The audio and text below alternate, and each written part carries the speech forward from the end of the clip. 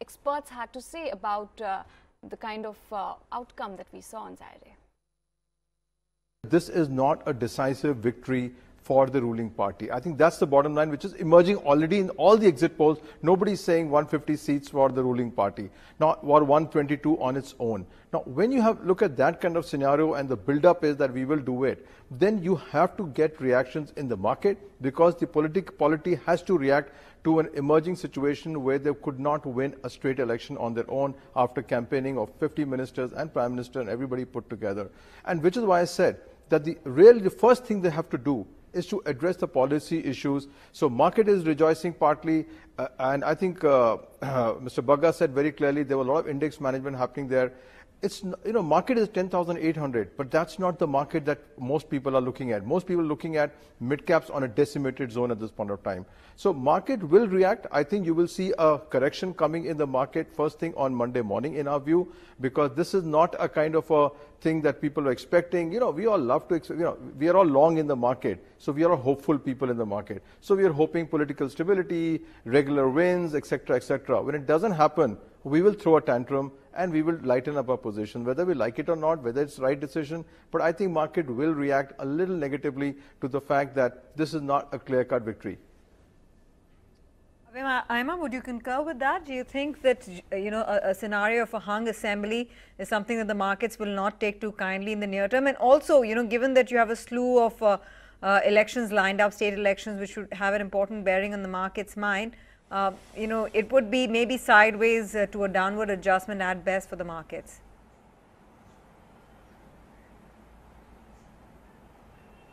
See, Karnataka elections standalone are not that much of significance to the fundamentals of the market. I mean, what is really important is all these are important as to how we start seeing 2019, the general elections. Now, if you spend a little bit of time analyzing them, the problem is that whichever states BJP got its majority, it was at almost at 80%, 85%, whether it's Madhya Pradesh, Maharashtra, Rajasthan, even UP. It is very difficult to repeat. Let everything put aside, just statistically, it is very difficult for BJP to repeat that scenario. I mean, a best case scenario, there should be a 10% drop in all this. The point is that where is that 10% being made from the northeast or the southern states? I think those are the calculations post Karnataka election that will come into play, because what matters really is in 2019 what happens. So that is uncertain. Karnataka makes it even more uncertain.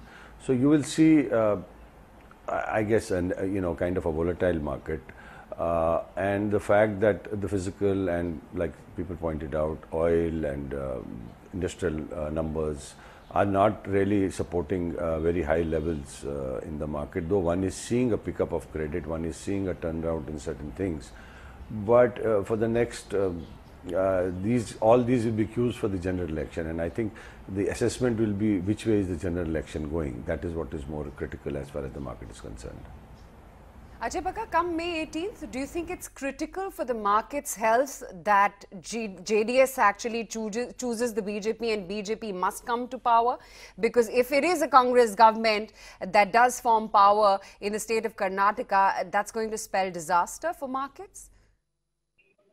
Well, to a large extent, market has discounted in a BJP government. Especially, we were frankly, expecting that Trump walks out of Iran deal, markets go downwards. That did not happen. Market was blindsided on that.